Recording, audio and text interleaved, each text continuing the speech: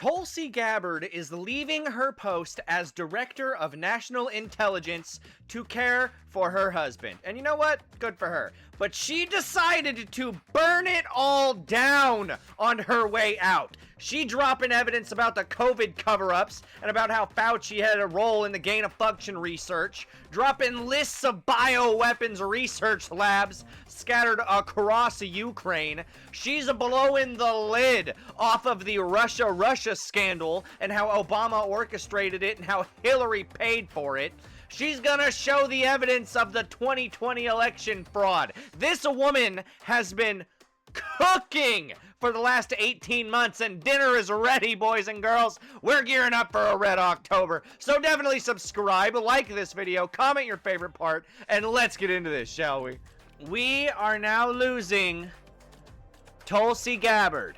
She used to be the Director of National Intelligence under President Donald Trump's second term. I think she was doing a great job. There's been a little bit of controversy about her, mostly because she was a Democrat before they decided to turn on her, and then she joined the Trump camp.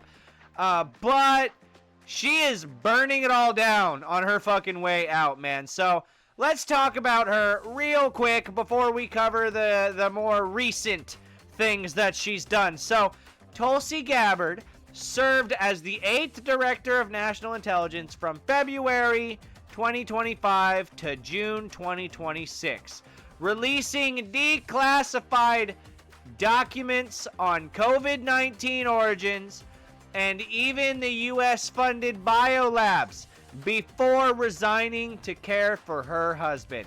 Under her tenure, Tulsi Gabbard was confirmed as DNI in February 2025, becoming the highest-ranking Pacific Islander American in U.S. government history, because it's important to note that for some reason.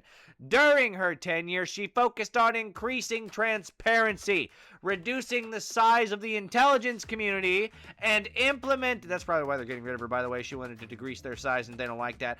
Implementing reforms to prevent politicization and abuse of power. She oversaw 18 agencies and led initiatives that reportedly saved taxpayers over $700 million on an annual basis.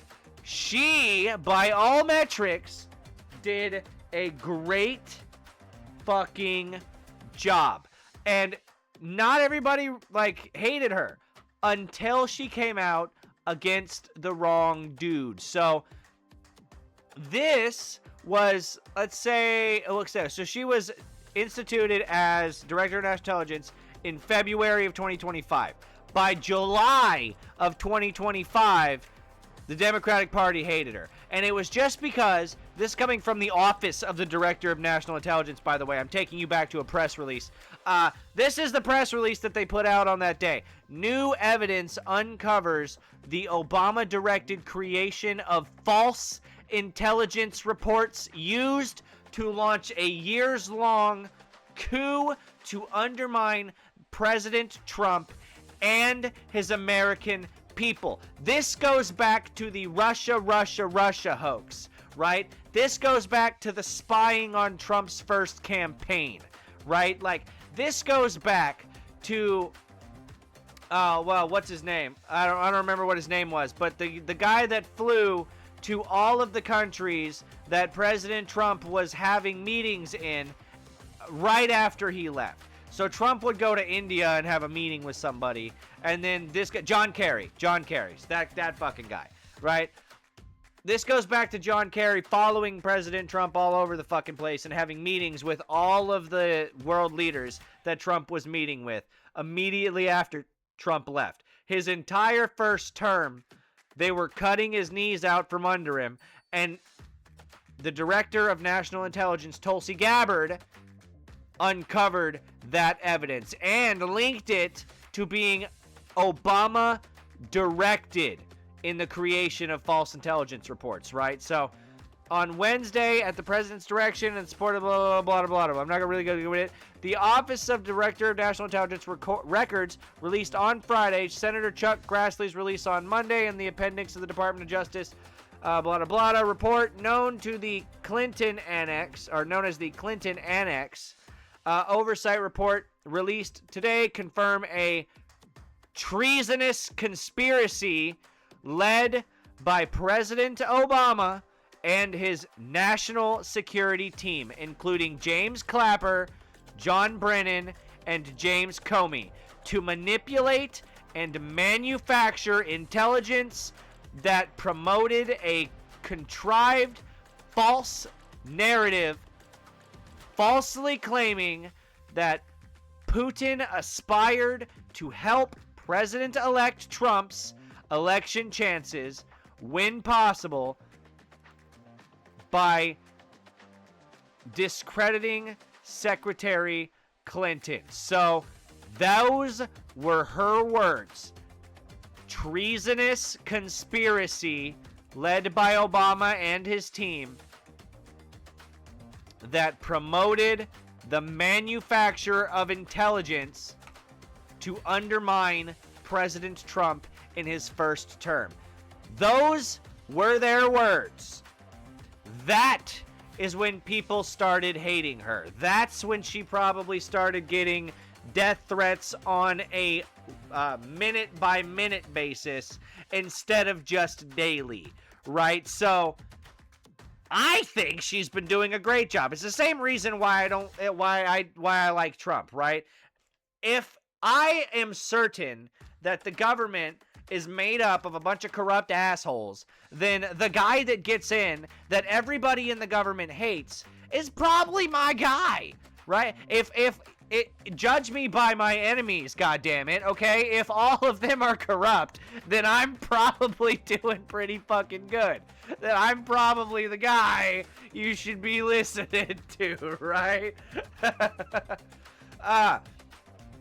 So she is coming out recently, and she is declassifying a bunch of information. She's coming out, and she's quote-unquote dropping bombs on Fauci and stuff like that. So I wanted to show you that this isn't just her coming out and being like a scorned woman or anything, right? This is coming from Defense News. So this is, I don't know. This was a couple months ago. Yeah, this is a month ago. This is May 23rd.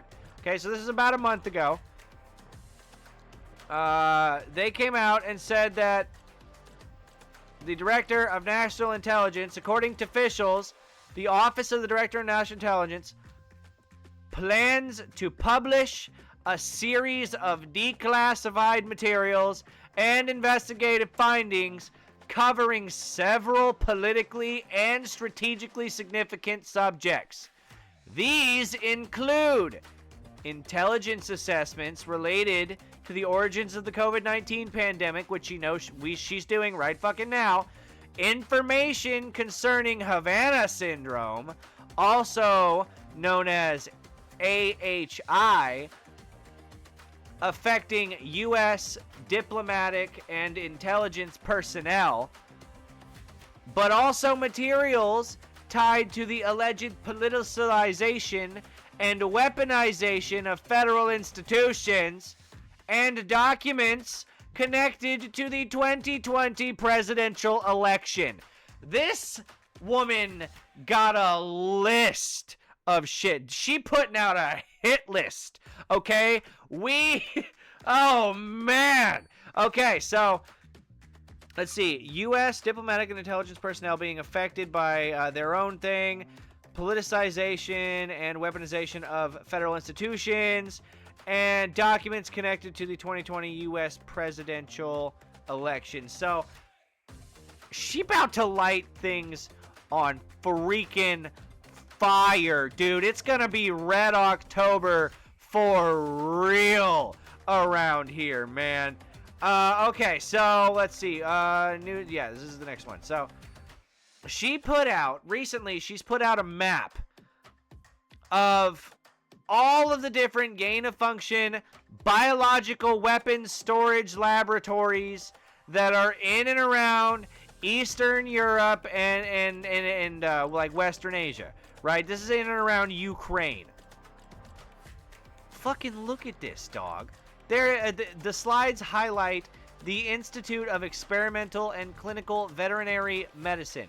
So this is in Kharkiv, by the way. They were using Ukraine as a biological weapons lab research center where they can just build as much as they want to, use as much gain of function as they like, test on as many animals as they see fit, and occasionally something leaks out into the world and causes a pandemic-like thing, because I really don't want to say that COVID-19 was a pandemic, because it really fucking wasn't. It killed absolutely nobody.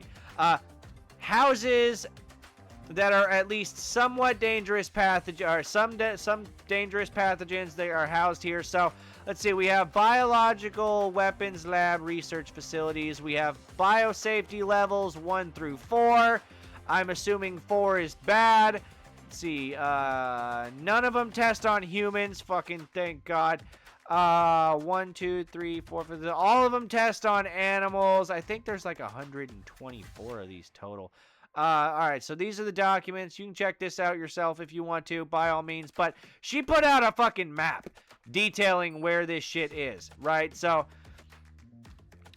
these are declassified now, I guess, according to Newsweek. So I wanted to bring that up right before we get into the fact that she is tearing Dr. Fauci a new one. Like, she's coming out and she's naming all the names. She's bringing all the receipts. I'm assuming I looked to try and find her thing and I just couldn't find it. This is Fox News saying Tulsi Gabbard is dropping a bombshell allegation against Dr. Fauci, who we all know is the science. So I want to see what her argument against the science kind of is. Let's see what happens. About Dr. Also, side note, she looks much better with the white streak in her hair. I'm just saying. Anthony Fauci's role in funneling taxpayer dollars to experiments tied to the origins of COVID-19 in Wuhan, China. Our correspondent Brooke Taylor is reporting live on this out of Dallas. Hi, Brooke. Hi, Sandra. Well, Tulsi Gabbard released hundreds and hundreds of pages of declassified documents that she says shows a massive COVID-19 cover-up. I'm releasing never-before-seen communications and documents that expose exactly Are these documents real? Because the ones on Pam Bondi's desk were not. So I'm hoping that the binders that are on your desk here are real. Worked with politicized career leadership in the intelligence community to suppress the truth about his actions. The documents show intelligence officials weighing the lab leak theory as early as March of 2020. One official wrote that policymakers were hearing claims the virus was, quote, genetically engineered. Another asked, it's possible it could have been engineered, right? Gabbard points to whistleblower allegations that intelligence analysts who supported the lab leak theory, well, they face professional consequences and retaliation. The documents also focus on U.S. taxpayer-funded COVID research tied to China. According to the records, EcoHealth Alliance received funding from the National Institutes of Health for a project called, quote, Understanding the Risk of Bat Coronavirus Emergence. The documents identified the Wuhan lab as a research partner and show at least $66,500 in U.S. grant money was spent in China. Famously, where Wuhan is. Wow, oh my God. Now, one of the most explosive claims made is that Fauci allegedly lied under oath during his 2024 congressional testimony, where he denied knowledge of discussions with U.S. intelligence officials. It's called perjury, dog. About that COVID-related research. The second issue is a false accusation that I tried to cover up the possibility that the virus originated from a lab. In fact, the truth is exactly the opposite. And we have tried to reach out to Fauci for comment about these documents and allegations. We reached out to the... He's not gonna, no, his lawyers will not let him talk right now. Georgetown Global Health Institute, still waiting to hear back, Sandra. All right, Brooke Taylor out of Dallas on that for us. Brooke, thank you. John. All right, Sandra, more on this now. Dr. Mark Siegel, Fox News senior medical analyst. This all revolves around this famous moment from May 11th, 2021. where Dr. Rand Paul, Senator Rand Paul, and Dr. Fauci go around the horn on whether or not the U.S. ever funded gain-of-function research at the WIV. Listen here. The NIH and NIAID categorically has not funded gain-of-function research to be conducted in the Wuhan Institute of Virology. Categorically, meaning nobody like wrote it down anywhere. We have not funded gain-of-function research on this virus in the Wuhan Institute of Virology. I don't know how many times I can say it, Madam Chair. We did not fund gain-of-function research to be conducted in the Wuhan Institute of Virology. So, Doc, from what we know of this document released from the ODNI, does that change? Yeah, here's how I look at this, and you could call it semantics or you can call it what you want. I'm not going to look at it legally, but first of all, I interviewed Dr. Fauci multiple times during the pandemic, and it was clear to me that he believed strongly that it didn't come from the lab, but he was looking for allies in that belief, including George Gao, head of CDC in China. And he said to me multiple times, I have an open mind about this, but he was clearly convinced it didn't come from the lab, and he looked for narratives to support that. Now, when he says, and this is the tweak part, we at the NIH did not fund gain-of-function research, here's what really is true. The NIH did fund EcoHealth Alliance and Peter Daszak, who was working and funding direct research from the Wuhan Institute of Virology, and Xi Jinping, who was running this research, where they did add human receptors. And this is what's coming. Right, but that wasn't the NIAID, right? Like that wasn't it wasn't them. It was those other guys. Out of the Tulsi Gabbard documents, they did add human receptors to bat coronaviruses. He says not specifically that bat coronavirus, but it's enough to make anybody watching us right now pretty nervous about it. And I also know that research was going on between North Carolina, by the way, and that lab in Wuhan Institute of Virology for many years, where they made new bat coronaviruses called chimeras that got closer and closer to human transmission. So was the wet market a super spreader event? And was where this came from, the lab?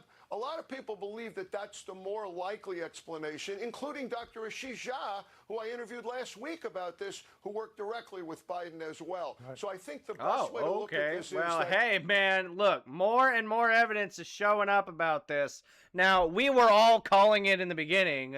Not everybody online fucking was anyway.